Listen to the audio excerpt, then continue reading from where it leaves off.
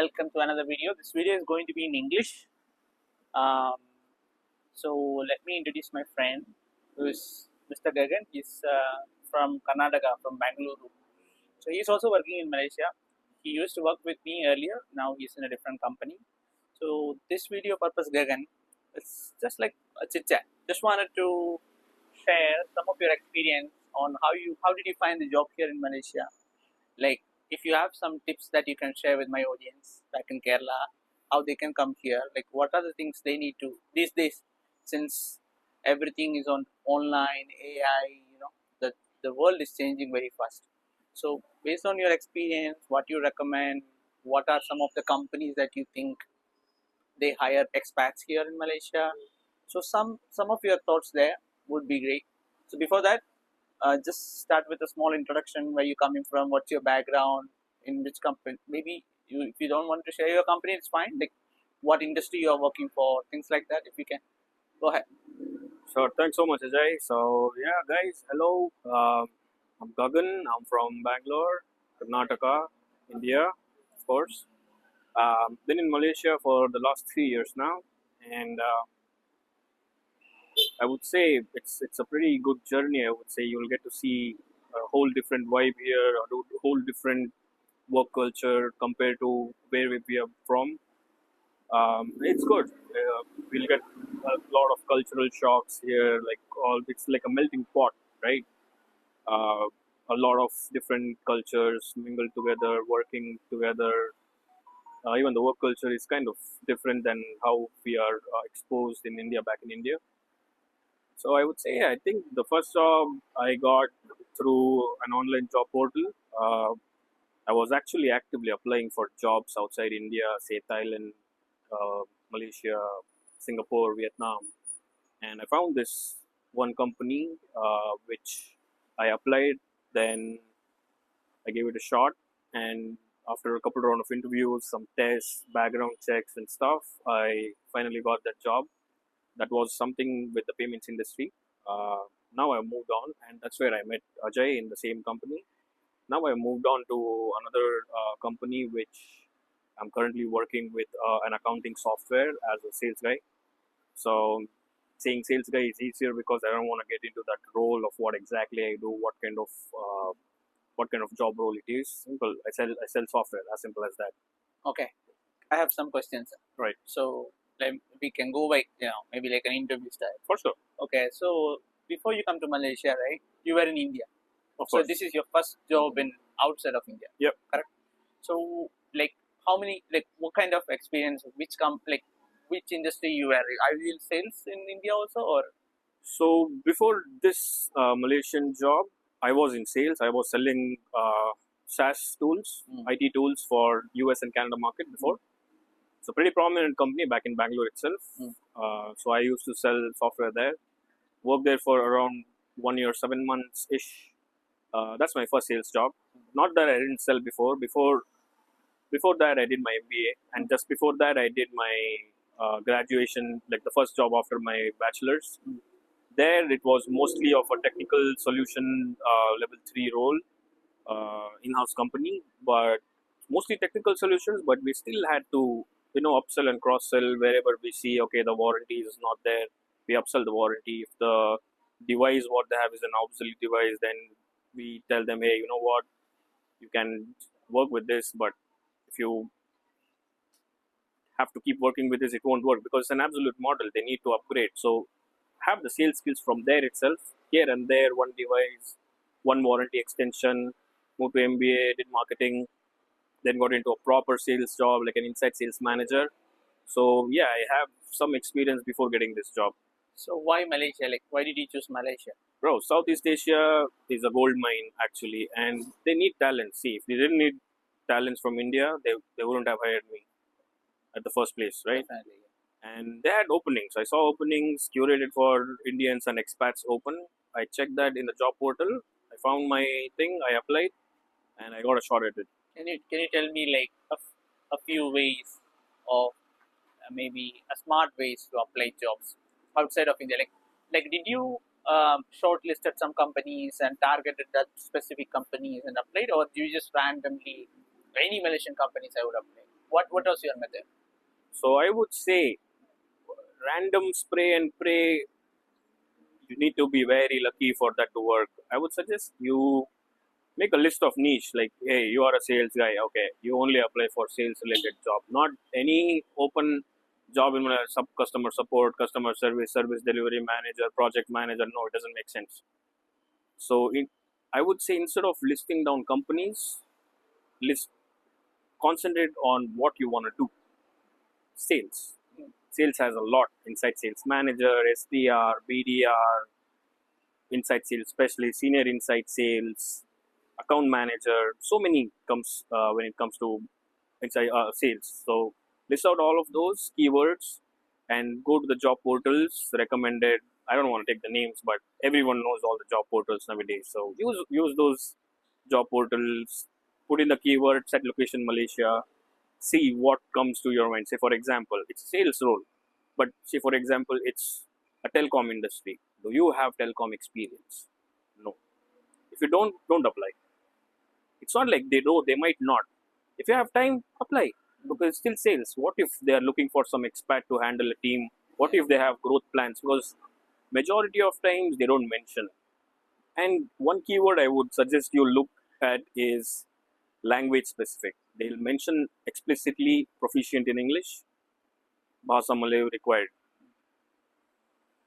Mandarin required. So when they say required, that means I would say, there might be a chance, but it's not gonna be like happening for sure. Yeah. But when they say Mandarin is good or an added advantage, should apply. You never know. Just because of English, you can get hired for that. So in my role also, they had Mandarin required, but it's not. Sorry, Mandarin added as an advantage because there might be some places, some days where I have to cater to Southeast Asia market also, Singapore, Malaysia, where a lot of Chinese speakers. But yeah, I did apply. I got for English speaker role. I was happy.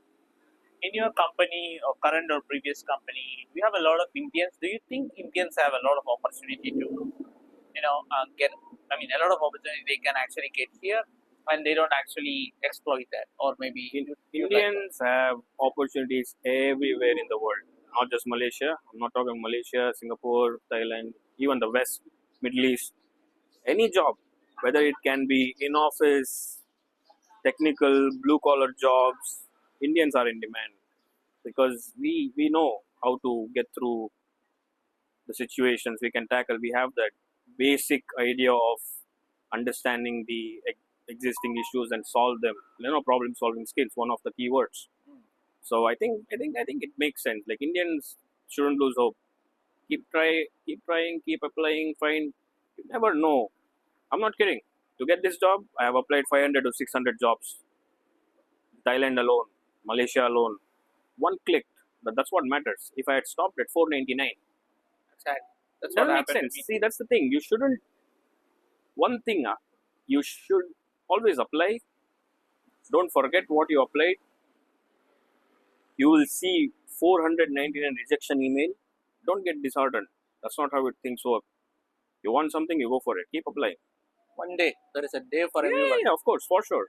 Yeah, Someone will know your value, your worth, your qualifications will match their needs, and you will get a job. It's just that if you're in a hurry to switch, that puts you in a scenario. But if you are looking for jobs, wait it out, look for it, apply as much as you can, quality with quantity, and then you can actually help you. Apart from the company perks and benefits, let's put that away. Hmm.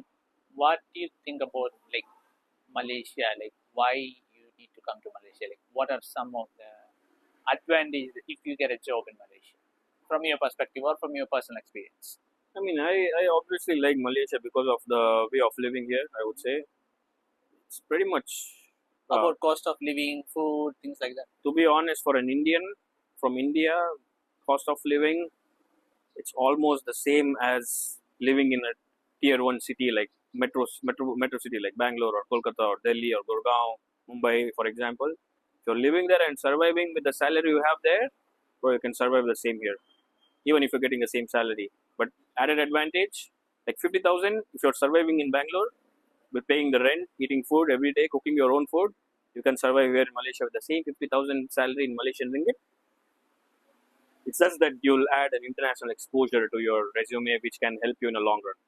What else you think Malaysia can help you, like in terms of opportunity? Let's say you get a job in maybe as a sales associate in a company. Well, growth is in every company. Yeah. You join once, you prove your worth, you keep stepping up. If you look at some of the companies in Malaysia, all the top players, they're all Indians. My company, especially, all the top people are Indians from India. So I know if you show your commitment, loyalty to the company, if you have the will, the strength to move up, not like 1 year work here, then switch again, unless there is a real reason. If you be loyal, if you work hard, if you prove your um, competency, you can grow. You can grow up. It's like any other. Even in India, if you have to move up the scale, you have to work hard. My channel, majority of them like they personally PM me in Instagram and ask me like what are the pay scale looks like in Malaysia for a job that if you let's say I have sales experience for 3-4 years and if I get a job, what is the basic pay that I can expect, and is it something that can help me, or maybe is it something that can help me to for all the living expense here, food, accommodation, travel, I can save some amount after that, or what do you think? I'm not going to indirectly tell you my existing pay, or But I'm at not least a going to. range. Yeah, that's what I'm going to say. So I'll give you a simple example. I think the minimum pay for an expat would be somewhere, if I just take like 1 ringgit equal to 20. Just say in Indian rupees. Yeah, 1 ringgit to 20 rupees. If I take that, maybe it's 23.3 as of today. I don't know, but I'll just take 1 is to 20. The minimum salary for an Indian, even if it's a content moderator job where you watch content, see, approve, and things like that. Yeah. I think your salary will be 80,000 rupees. 80,000 minimum. Your rent will be. What's even the if you cheapest rent with comparing to India? If I talk about cheapest rent, you can get as cheap as like a shop lot, as cheap as 250 ringgit. Say that is around 5,000 rupees. But of course, as an expat, I don't think you're gonna stay in a shop lot.